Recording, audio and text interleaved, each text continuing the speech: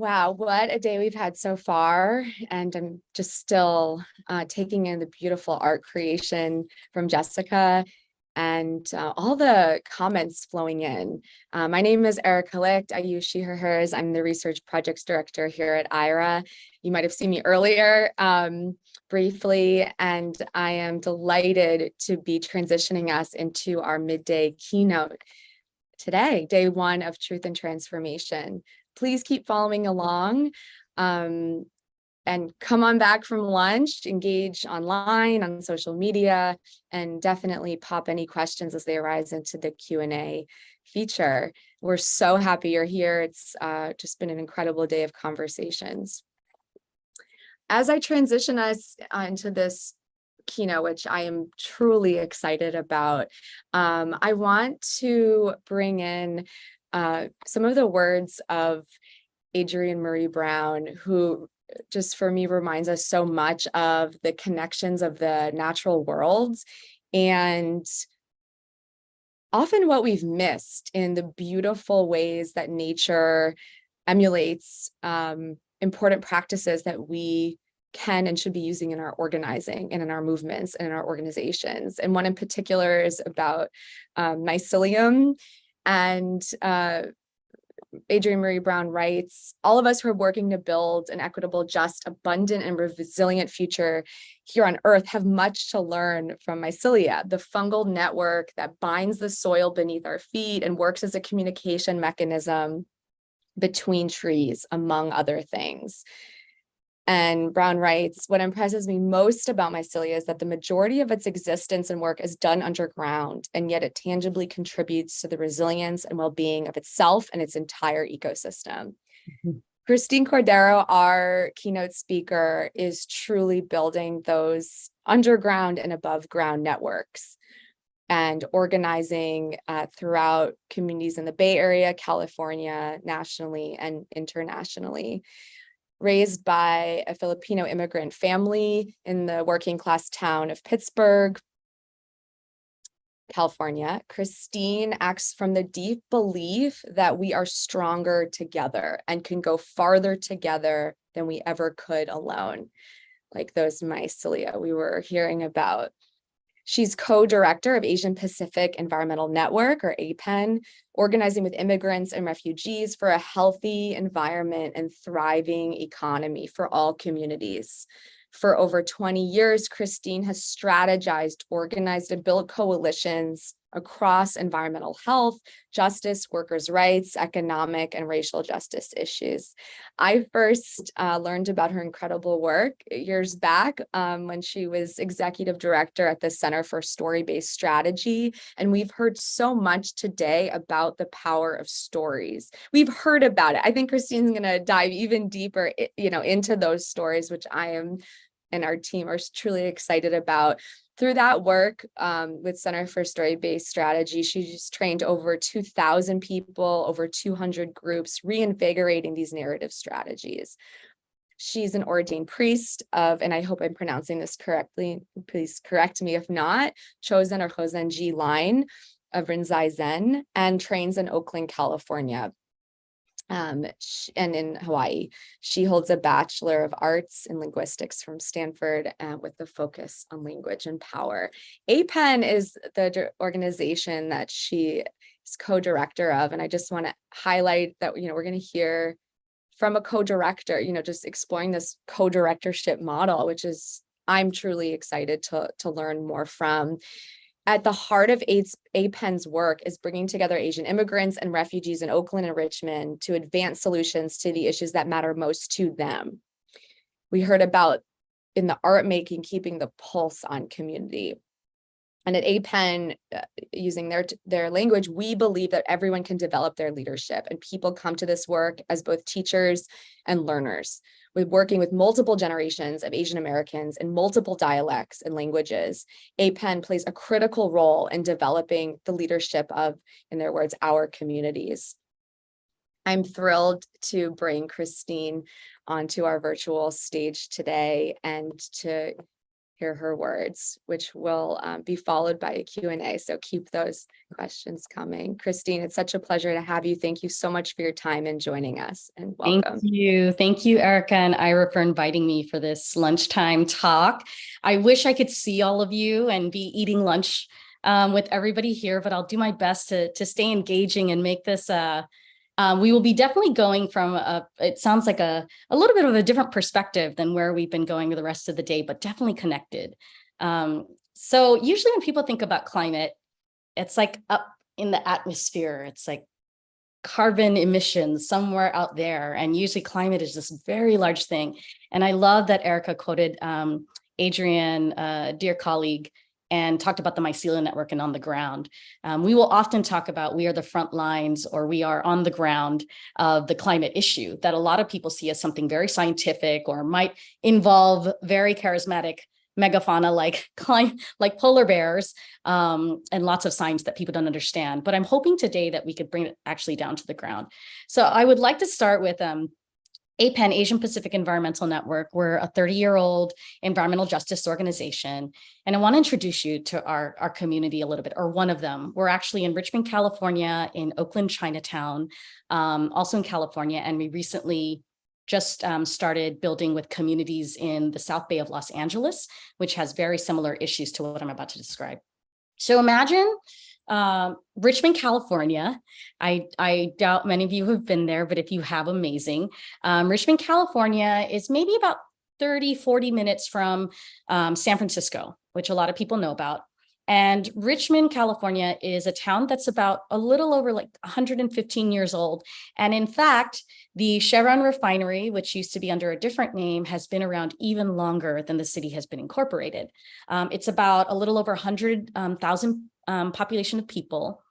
And our communities, primarily Laotian immigrant refugees is who we work with, particularly in Richmond, although we work with a lot of amazing partners in Richmond, who it's primarily a working class neighborhood. And I think was historically very Black and brown. It is well known for the World War II kind of warship building, built a ton of World War II stuff, and is famous for Rosie the Riveter. So, you know, kind of here, Rosie the Riveter, there's a museum there about her. And so Richmond is a very industrial town. And the refinery is 2,900 acres, which is, I don't know, like 2,500 football fields. It's big. It's big, and it's situated in North Richmond.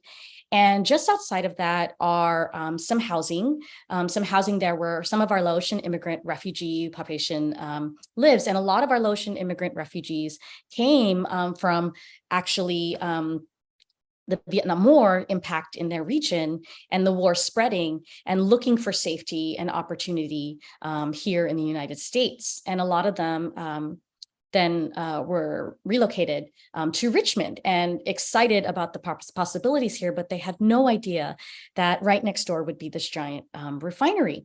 And so if you can imagine, in this very highly industrial place, there's different communities living there. And in March of 1999, there was this incredibly huge explosion. The sky was covered in black clouds, and like many towns, including the one I grew up in, there was actually a call made to shelter in place, that the air was so bad and stuff that was coming out of the refinery, this chemical explosion, was so bad that it was actually dangerous for people's health.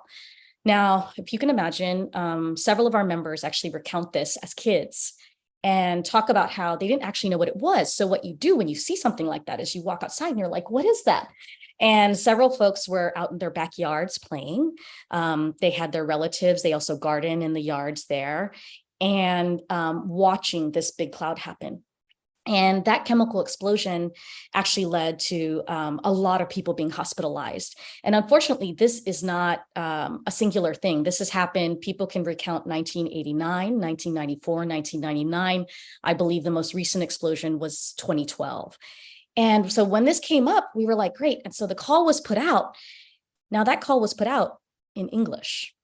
And the Lao immigrant community that we work with speaks in 4 different languages: Lao, Khmer, Mien, and Hmong. And so folks didn't actually have the information they needed to shelter in place and to stay safe.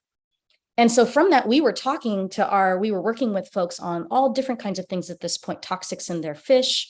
The young people were looking at access to safe spaces. We were growing young women leaders, and they were like, this is huge, this is terrible. And a lot of people had gotten sick. And so over the next course of 7 years, speaking of institutional accountability, we were like, actually, there needs to be a multilingual warning system so that folks could actually have the opportunity to protect themselves and their families. And it took 7 years to get that done.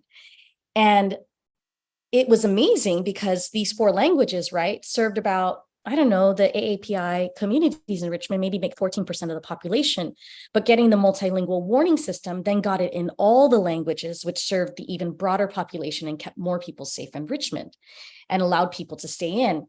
Now, in environmental justice, there's the very famous phrase, the canary in the coal mine. And as folks know, coal miners used to bring a canary bird down into the coal mines. And the minute the canary started to react to the air, the coal miners knew to leave the mine, right? So often we will talk about our environmental justice and climate justice communities are both at the front line of the extraction and are going to be at the front line of the impacts of this extraction that had created the climate disruption that we see now. And if we look to the canary and take the lead from the canary and protect the canary, we actually protect everyone. I would argue in this talk that we actually need to uncage the canary and let us fly. And that there shouldn't be test communities all over the place, but there are communities all over the world like ours that are at the intersection of poverty, pollution, and racism. And environmental justice, very simply to us, is being able to have a healthy environment where you live, work, play, and eventually thrive. And so climate justice is the opportunity to have that environment within that larger context of climate disruption. And the way we see that at our work in APEN is, we often talk about a dear colleague of mine, Dr. Manuel Pastor. I was just on a talk with him and Jane Fonda at the Fire Drill Fridays. And we, a long time ago when Hurricane Katrina hit, and Dr. Pastor was talking about how these climate impacts that we're seeing, the increase in weather events and all of that. And in this particular example, we were talking about how in Katrina, if the levees had been strengthened because everybody knew that it would protect the Ninth Ward, but was a disinvested community, it would have protected all of the things that people love about New Orleans more largely, which is the quarter and the downtown area. But because that then got delayed and didn't, you basically had everybody kind of getting wiped out. And Dr. Pastor talks about that climate and what we see in climate and what climate will surface. It is the acute expression of a chronic condition. So what that means is there's a lot of communities like Richmond, like the southeast of Louisiana and the Gulf Coast, right? That are communities that have been long-term chronic things from being the communities either where somebody decided that land wasn't worth anything, and so it was the only places we could move, or we were there and they were like, they're not going to say anything about this stuff that we do to them because they're too busy working and taking care of their people, and they aren't as politically, quote unquote, empowered in the traditional systems. So there are communities like this all over the world, and we see climate as just the acute condition of something for us that is chronic in environmental injustices and environmental racism. And what we argue is that at the base of it is a system or economy, and I mean this in the Greek sense of the word, as our friends from Movement Generation say, which is economy is simply the management of our home. In our case, in the broader case of humanity, potentially the mismanagement of our home and resources. And so we believe that we need to make a just transition from a way that we have managed the world and economy to one that is actually regenerative and serves the health and well-being of the people and the living beings on this earth. And so that is generally how we think about our work and how we're trying to engage this, and what does it look like to hold institutions accountable to this vision when you have this problem, right? I love that the name of the conference is Truth and Transformation. And I would say that you cannot have transformation without looking very straight in the face at the truth of what has happened, right? So in refinery communities like Richmond, we are looking at, I will tell you that corporate accountability has been a very elusive thing for us. And my understanding of corporate accountability, and you all have been talking about this afternoon, is often it is seen as holding corporations responsible for the non-financial areas of impact of their work. Now, unfortunately, what this means is that corporations, their bottom line is to make money for their shareholders. So ultimately, a lot of the corporations do not feel accountable to the breadth of us that are actually impacted by their operations. And so over the years, we have done things like the multilingual warning system that has used the levers that we have, which are like our local government or regulatory agencies, that then force the corporate institution accountable to their actions, right? But this is kind of the roundabout way that we have as people to do it. And what we've learned here is that even when we get a warning system, or in the case of like in 2012, we were able to stop an expansion and not have them bring coal for processing into the refinery, it is mostly when we are trying to hold corporations accountable, it's kind of a game of whack-a-mole. I don't know if folks remember that game. It's the game at the carnival where the things pop up and then you just kind of hit the next thing and you hit the next thing.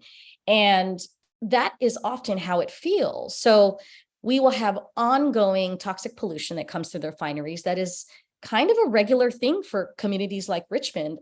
We know that a lot of our kids, instead of passing out snacks on the playground, our members who are nurses in the schools will tell us that they pass out inhalers, right? Or that, you know, cancer diagnoses are kind of as regular as church on Sundays in our communities. And so they're ongoing things. And then there are these explosions that are not a matter of if, but when, because of how these operations happen and how do we keep both communities and the workers who are operating it safe. And then often we will have programs where, you know, the corporate bottom line is to make the money. And so they will find all kinds of ways to keep doing that. So we have seen moves to expand the refinery, even though our communities for over 100 years have been taking the brunt of the cost, the externalized cost of it. Coal transport, like I mentioned. And then the newfangled thing is because people are finally seeing that we actually have to do something about climate, that we are getting what are being sold as solutions. Things like dirty hydrogen or carbon capture, utilization and storage, that when you look a little deeper, I would be very careful that what we are seeing is this is often a ploy to keep fossil fuel infrastructure in place. And so while we have this huge opportunity to actually shift away for the survival literally of our species to energy systems and ways of life that we work with the earth and resources, that we may just be making the problem worse because in our desperation and urgency, we want something to be the answer, but frankly, it's a ploy to keep the status quo going.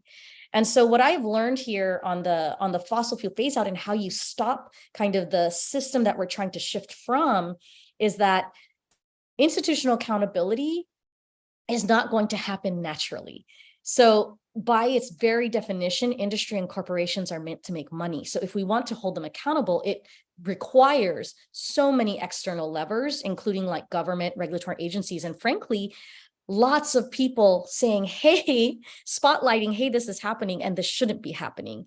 And then how you apply that strategic pressure externally and find that lever in the institution to actually pivot the practices, right? And I'll be frank, the lessons right now are, at least when we go at it straight from a corporation side, it hasn't been the most effective thing. So we are often trying to figure out how do we work with everyday people to say, not only are we here to stop the bad things that are happening and this kind of way of life that hasn't been working for us, we actually want to build the thing that will lead to the health and well-being of our people. So at the same time that at APEN, we're trying to figure out what does it look like to justly transition the refinery in our community that puts frontline communities and workers at the center, which ultimately is about phasing out California off of fossil fuels. Like, what does that look like? And what does it look like to take care of our people on the other side of that, beyond Chevron and oil and gas in our place? So we have been in the active exploration of not only stopping and trying to defend, because that can only do so much, whack-a-mole can only do so much, but what does it mean to create the community, the resilient communities that we need to thrive, not just survive? So I want to also paint the other picture of Richmond that folks don't get to see. So we have a few things that we're like, what does resilient community and regenerative economy look like, right? In 2014, the city of Richmond paired with Marin Clean Energy, and they repurposed 60 acres of brownfield land to generate 10.5 megawatts of solar that services 3,900 customers, right? So brownfields are these huge swaths of land, often in industrial places, that are so polluted that nothing is actually happening on them because nothing can happen on them. And so what does it look like to repurpose it for the phases of like regenerative power and energy for our community, right? That's one example. In 2018, our incredible partners at Urban Tilt and a bunch of organizations, over 20 organizations, built something called Unity Park. It's 7.5 acres of community engaged green space, right? Where we're growing food, we're having community activity, that kind of thing. And then in 2020, over the last several years, with our partners at RISE, RYSE, they're amazing youth organizing group in Richmond. At some point, they were like, our youth are building this hub that we want, what they want to be a liberation hub. And what does resilience actually look like? And this is kind of a more popular, it's becoming a popularized term in the policy space, but this actually it's an old idea deeply from communities, which are, what are the places in our community that are already trusted that can become a place where, especially as we have increasing climate disruption events, and even not climate disruption events, any events where our communities can go for safety, for health and well-being. And so when RISE and the young people there were like, we want this hub to happen. Youth in Richmond, they understand that the neighborhoods they live in are not set up for them to necessarily succeed. And so we actually have to build the solutions we need and want.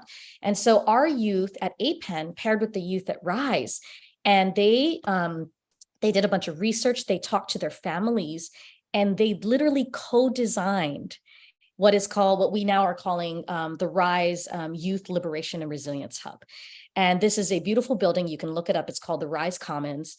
And it has features like solar panels and battery storage. So that, for instance, when wildfires are happening or there's a power outage, you could go to the RISE Commons and there will be refrigeration and power for your cell phones, for refrigerating your medications or running your medical machines, right? There will be wildfire kits there. We distribute wildfire kits that allow people, folks in Richmond already have respiratory illnesses because of the ongoing environment, which just get exacerbated by the climate disruptions, right? So we also pass out wildfire kits that are made from the plants grown by the folks at Urban Tilt, right? So there's this like community kind of economy and resiliency we're building. And we think these centers and these hubs should be everywhere. So in your community, is it the local clinic? Is it your school that folks know to go to? And how do we make it so that it can have independent energy generation, so that it can be a place that people actually use in times of crises, but also not in times of crises? It can be like at RISE Commons, we're like, what does youth programming look there? What is youth work and that they want and opportunities they want to build, right? How do they support each other around mental health and academic learning? That kind of thing happens. And so we've been asking ourselves these questions. I mean, we have these little bits of vision of what we think it could be. And we are at this moment in this juncture where we know that if it is industry led and their bottom line is to make money, and that's their call, ours is to protect and for the well-being of our communities, that when we think about the transition of these economies that are based in fossil fuels like ours is, in Contra Costa County, where Richmond is, there are 5 refineries that make up $700 million of the tax base. And so when we think about this climate transition, what racial equity looks like, building the clean green economy may happen. The question is, who gets to go along with it? Who still bears the cost and burden, and who gets to actually get the benefits of it? So we're really thinking about, what does cleanup look like? How do we make sure that the economies that we put in place do not reaffirm the environmental racism that has created the stuff up till now? How to prioritize development that serves community health and well-being beyond the traditional sectors, right, that we're used to? So a $700 million a year tax base isn't a one-for-one replacement of oil and gas with another industry like pharmaceuticals or even green manufacturing. And frankly, those have a lot of toxic things that are also, we have the opportunity to not do what we have done in the past. And so how do we get creative? What does it look like to actually create jobs in remediating the land? What could it look like to build decarbonized buildings, right, that are actually affordable housing for our people? What does it look like to have local economic development and maybe even like strip malls that are repurposed for local community business and cooperatives that generate wealth and keep it within the radius of the community? These are the questions that we're investigation of, and that for institutional accountability, what we have found is that our government, their job is to often maintain what is happening or manage what is happening. So we have been like, how do we paint the vision for what our communities need, actually start building it and say, see, this is the thing you should be investing in, and then our government should actually be running. If we had a FEMA or emergency services that actually serve the people, how could post-Katrina have looked differently? How could post-Sandy have looked differently, right? Or all the number of things that will happen. And that the thinking and values that have got us here will not get us out. So if we still keep thinking about climate, economy, housing as separate things, we're missing the picture of what could be possible, because this is a systemic issue that needs systemic change. And then how do we think of not just short-term techno fixes? Like there are all kinds of, you can look into the rabbit hole of what people think will solve climate. If you're only solving for one thing, for instance, greenhouse gas emissions, people are talking about wild things like putting up shades up in the sky, and that will completely change weather patterns, right? So you may be solving one thing, but completely getting a whole nother thing. People want hydrogen to be combusted, but you're just going to generate more greenhouse gases in order to make that hydrogen. Again, thinking about, if you're only thinking about one output, we're missing the whole thing. And I'll close with one of my favorite videos for what is possible here when we think about where each of us can enter into this conversation. For us, it's very simple. We get with our people and we hold the institutions accountable that are often making decisions about us without us. We get in there and get our people in there to then define what happens in our lives, right? So there's this wonderful video that was very popular, maybe 5-7 years ago. And it's a video about how the Yellowstone National Park was repopulated by wolves. And in the repopulation of wolves into Yellowstone, it then started to affect the ecosystem in such a way that it created space for the natural creatures that were taking care of the waterways in Yellowstone. It expanded the rivers in Yellowstone. It got the water flowing, regenerated the whole system. Now, often traditional environmental thinking or even climate thinking is like, that's for scientists, that's for protecting nature out there. And what our friends at Movement Generation or other allies in Climate Justice Alliance would argue is humans are a capstone, keystone species. We are the wolves in the ecosystem. Now, wolves can destroy, or they can do what they do and put our hands to creation as much as we have destruction to completely change the ecosystem. And I think what all of us need to think about, both as individual citizens and accountable people who are trying to stay on this planet and institutions, is how do we put our efforts and our hands to the efforts and that the willpower and scale that we have extracted resources. We now need to put our efforts to the scale of rebuilding this ecosystem that we are a part of. And that means looking at how we run our economies, how we think of them more interdependently, and how when you look to the canary and uncage us, that there are places we will fly. And we are the ones who have been at the brunt of it and often are thinking about the solutions because they are impacting us immediately now, even as many of us get to live in the comforts of not having the impacts happen on a day-to-day basis. I'll stop there and take questions. Wow. Thank you so much, Christine. It's incredibly moving and so excited to dive into questions with our amazing audience who's been listening. I think the metaphor of and the story, the true story of the canary in the coal mine and is just so powerful, and in the context in which you've situated it, especially given how much we sometimes see it metaphorically show up in different spaces. So thank you so much for just so many gifts that you wove through these beautiful remarks.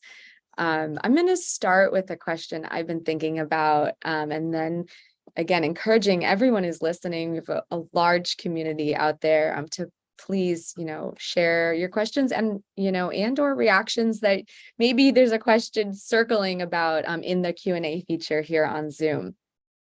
So we've been thinking a lot about accountability today, and obviously it's also an IARA's title. Yeah. One of the other things that we've heard a lot about today is the very different sectors that some of us feel like we're operating in, like these sectors and even institutions feel very siloed off, siphoned off from each other. And I'm curious, given your work that you're describing in APEN's work, as well as the other organizations you've been a part of, how do you see what has been effective for you in getting over the barriers, whether imagined or real, in collaboration between, you know, corporations, local legislators, et cetera? So are those boundaries, real or imagined? What have you seen as successful for really, and I'm asking because I think in real time right now, the folks watching are curious about this, especially with all of the attacks on our justice work. That's right. That's right. Thank you for that question, Erica. So what have we been seeing that's been working to kind of unsilo our thinking in our coordination? Is that what I'm hearing? I want to make sure I'm getting your question. Yeah, absolutely. Yeah. So the thing to understand for us, what's beautiful about, kind of a community-based organization. And I know there was a speaker earlier who talked about how important it is to act from the specificity of a place. So I do think it is important to act from a specificity of a community or place as well, for the reason that when you deal with real people, their lives are not siloed in the ways that our institutions have been cut up. And so when we deal with, like an everyday, like our young people, I often think of Ashley and Alita, these twins that we have who are high school seniors and are amazing. And they at the same time can talk about the connection between education and them as young people looking for economy and why they can't find a job within 20 miles of their home, right? What does that mean? And then they can make the connection between public health and the environmental injustice, right? So part of it is when I say look to the canary or to the communities, when you have to think about actually making something serve or substantially change the life of real people, it often isn't, you can't actually cut it, or it will show you the edges of the limitation of whatever silo you're in, right? So often we'll work with legislators and they may have an agenda that, they want to champion. We're often saying, we're often having to make the connections, because you can imagine we're an environmental justice group and, we don't have a specialty in economic development, but it is something that we're having to deal with, because in order to get environmental justice, we need to have very imaginative, creative, regenerative economic development. And so I'm often having to, and our team is often being in spaces being like, look, this is what the thing you care about is connected to. And often climate is not the starting point. We'll often start with economy. People are often thinking about jobs or housing or quality schools, right? And I guarantee you there is a climate connect for each of those things. And that climate is going to be what I would encourage folks to think about if they aren't already thinking about climate in regards to racial equity. It is going to be kind of the magnifying glass on every injustice that there is in our communities. So for instance, in housing, when you look at the patterns that are going to happen because of how climate disruptive patterns will change housing and patterns and where people are going to, that is going to directly impact what housing is available where and who gets to live where, right? For instance, that's going to be huge. Climate disruption events are going to be a huge thing on education. It already is. On missed work and that kind of thing. So when we're talking with folks, we're often saying, when you link it up to a community, the specificity will force you into unsiloing. And then honestly, it takes us having an awareness that our systems are working this way. And that's part of how they succeed in us having only incremental gains. And so I think it does take on all of us to know that the status quo is running some way, and that for us, we kind of have to swim upstream a little bit. And so it does take an extra level of awareness to make those connections. But what's exciting is that we're looking for each other. Here's where I would encourage folks, that right now, when I see folks trying to create solutions to these things that are happening in our community, that there are often folks wanting to work together, that there's like, if you ask the question, there is somebody, I guarantee you, probably asking the same question from a different angle. And so that's just a couple of ways that I would talk about this. Thank you. So rich with reflection and just so much meaning making. And I personally, and I'm sure others, appreciate the distinction you've made that people's lives don't end at the edge. You said it better, but people's lives don't end at the edge of these imagined boundaries of institutional work. Like, I'm gonna find how you said it and tweet that out or quote that later. But just such a beautiful way of also, you know, we're talking about spaces too, the community as a space, the community as people, as Black, Indigenous, Asian American, Pacific Islander communities. And so that's the people, the space in which they're living, that space impacted by all of the environmental degradation that you're describing, and environmental violence, right? So thank you. We're gonna transition to a wonderful question from the audience. Can you talk about how you've overcome the challenges that can arise in multiracial organizing? Yeah. And this is such a powerful question, you know, that's surfacing, because as this participant notes, the ways that systems have isolated and pitted groups against each other. Yeah. Right. Like that's part of the violence of systemic oppression. So this person asks, do you think that environmental justice is an issue that provides a more, their words, natural catalyst to bringing different groups together because of the impact because the impact of injustice is ever present in tangible ways? So it's actually twofold, but integrated, right? This question of multiracial organizing, equitable multiracial organizing, and also, you know, does environmental justice serve as a useful catalyst in supportive ways? Oh my God, I love that. Thank you to the person who lifted this up. There are no easy answers here. But I will say we have some promising glimmers of hope. So on the multiracial organizing piece, I think the thing to understand about APEN is, so in our founding, we went to the People of Color Environmental Justice Summit, Leadership Summit, and APEN didn't exist before it. We learned from our Black and Indigenous and Brown, Latinx brothers and sisters and brethren all over, sistren, all over the country, who were experiencing a lot of the same things in different levels of intensity. But if you, and so from our founding, we have never thought of ourselves as only for the benefit of Asian immigrant refugee communities, right? So for instance, in Richmond, it is a highly Black and Brown community, right? And you'll hear our members speak to, like, they know that, like, caring for our communities, and this is the beauty of it, it's like, we actually have more that we share in common than we don't in working class communities. Now, in this time and place, there are a lot of dominant narratives and avenues.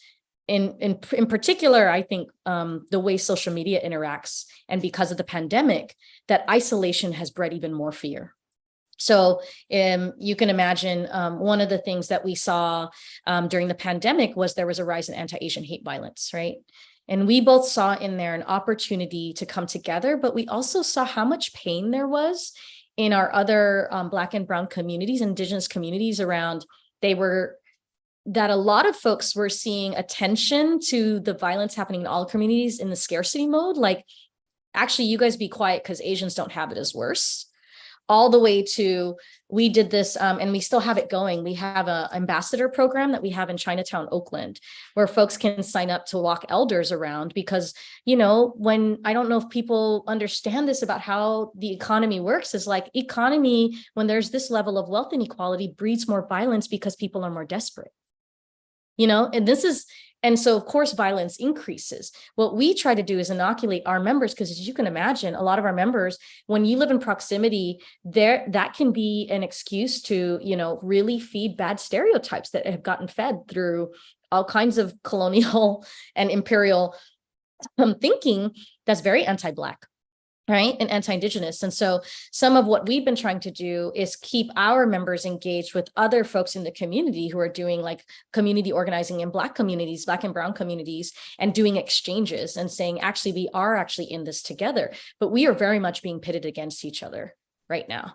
And that as long as we stay in the mode of trying to defend and scarcity, I do think there's an opportunity in environmental and climate justice. Like, so when I talked about the Resilience Center, that was one of the most beautiful things to see is like young people in Richmond, they all live in Richmond.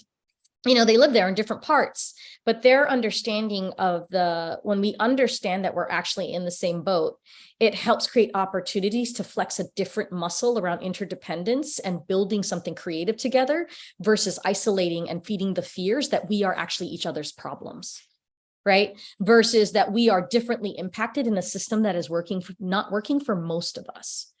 And so I think it is very easy to get caught in the layers of that. If you don't fight against all the things talking to our people and to each other, that is just going to feed the fear, right? When what I see on a day-to-day basis, it's hard for me not to have hope when I am watching these youth dream up what they actually need for the community. And so I think if the more we provide opportunities for us to be in active engagement together on the solutions we need for our people, whether that's environmental justice or other kinds of justice, I think will lead to more multiracial organizing. Thank you. So incredibly put. And as you said, such a important or meaningful question, and just what a beautiful meaningful response, Christine. And thank you also for invoking the recent, not too distant and recent history of severe anti-Asian violence and racism, particularly related during the time of the pandemic, as well as not explicitly related to the pandemic. Thinking also about those lives lost in the South in a horrific massacre and other episodes that we've seen, and these deep interconnections which you've spoken to. We have just a few minutes left. I could personally grab a cup of tea and keep this conversation going with you. I want to first lift up some appreciation also from the chat of just the very, as someone said, very rich metaphors and vivid descriptions that apply globally and that you've spoken to and illustrated. Thank you for sharing this perspective in such accessible ways and that make it tangible. I certainly appreciate that as well. So as we close this conversation, I invite you first to share any, lingering thoughts that are with you, things that haven't come up that, are feeling called to be spoken and or are important. And, someone has also talked about the role of incarceration, our carceral systems, those impacted by those systems. Climate adversely affects them. Yes. So there's also this, I guess, ecosystem question of the myriad of ways that systems of oppression and environmental degradation and harm people, through all of the layers in which they are experiencing, as the People's Institute calls it, like the footprint on them of these systems of oppression. So any final words, and also how do we think about, the myriad of ways that we are all here working to address, I guess, the intersections of these. Yeah, thank you. Just a quick note on the carceral piece. I so appreciate somebody bringing that up. This idea of canaries and who's there.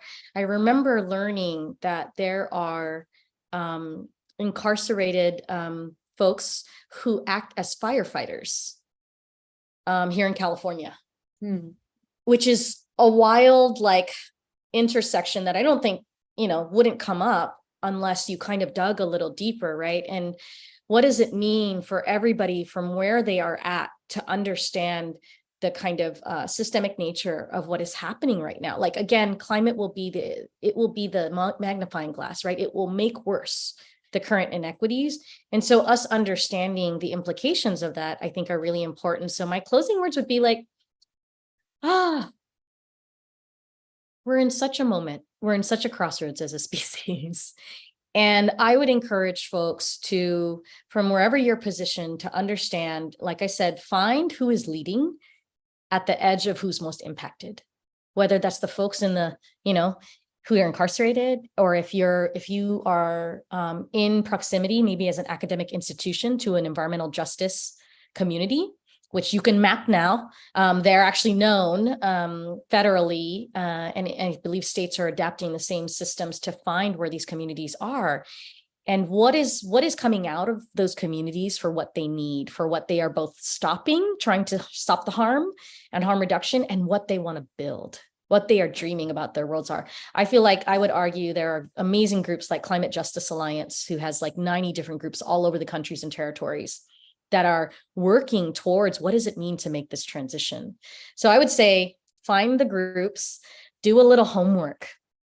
Do a little homework before thinking you're going to come up with a solution that's new. Do some homework, find your people, and then find where you can get in. I've been saying this in every space I'm in, like, now is not the time to say there is that we need to turf on the work that needs to be done. There is so much work that needs to be done that I think everybody needs to find their people, find their gift and the work, and get in it. The other thing I would caution people is to dig deeper, because if something looks like a too good to be true solution, it probably is. And that it is intent upon all of us to have a little bit of rigor in that way. And sometimes it means giving up things that will allow us access to other things. So for instance, what are we willing to give up about our consumer life that will give us a more connected community life? What are we willing to give up, for instance, of like, I've been joking around, like the conversation around electric vehicles, or like, how does everybody get an electric vehicle? I'm like, or I'm from the Philippines, or my family's from the Philippines. We have these like open air jeepneys that have karaoke machines. I'm like, or what is the people's bus lift system? I don't know, or both, right? How do you both reduce the individualism and increase the collectivism? And we're actually trying to create something that we don't see yet on a regular basis. So I think creativity, how we get ourselves out of the despair and into dream spaces. And I tell people, put your hands to a solution at 5 minutes every day. Dig in your garden, grow something. Do something to combat the fear and the thoughts that will come in there, right? Learn how to build a solar charger for your phone. It's actually not that hard. Or I love the folks that have like the bikes that make like juice smoothies. There's like all kinds of amazing things that are like, how does this add up to a cultural shift at some point? And there is a piece for everyone, especially for those of us that hold power and position in institutions, because then we're talking about making these changes at scale. And that takes grand investment of time and resources. Thank you so much, Christine. Truly, this has been such an incredible talk to witness and learn and listen from. We are so grateful, and thank you. I'm now going to pass the mic to continue that appreciation to IARA's faculty director, Dr. Khalil Gibran Mohammed. Thank you so much, Erica. I just want to continue something that you just said, a thread to lift up in this moment. You said climate will make worse our current inequities. And I want to add that the fate of this planet rests in my hands, your hands, and billions of others. And we want to remind folks that while Elon Musk is building rockets to Mars for the 1%, the rest of us will be left here to clean and save this planet. We will be forced to make something new, a world, to paraphrase Langston Hughes, that has never yet been. Thank you so much, Christine, for your incredibly informative and revealing remarks, for the leadership that you are illustrating and showing day by day, for the wisdom you shared with us and our audience. We are grateful for you and the APEN team to continue the work you're doing in California and around the country. The urgency of environmental organizing led by communities impacted by it is so poignant and inspirational. And to everyone who's joined us today, day one of our 2-day conference, it's been an incredible day, from our opening panel on roadmaps in charting racial equity work organizationally, to the work of regulation in finding the appropriate mechanisms to achieve accountability in the private sector and elsewhere. Please keep the conversation going online and on social media. And we can't wait to see all of you right back here next week on Wednesday, October 4th for day 2. It's not too late to encourage members of your network to register for the second day of our conference. We were mindful in preparing this series that some people can't join virtual conferences during the morning. And so day 2 next week will take place in the afternoon, beginning at 2 p.m. Eastern Standard Time. We want to finish day 2 with an evening keynote from Dr. Beverly Tatum, whose career spans many decades and can speak directly to how accountability through a commitment and expertise on racial equity brings together leadership and transformation. You don't want to miss her. So again, thank you so much for joining us today. We're happy that you're part of our community and part of the work that IARA is doing and helping to encourage others to do better. Thank you so much. We'll see you next week.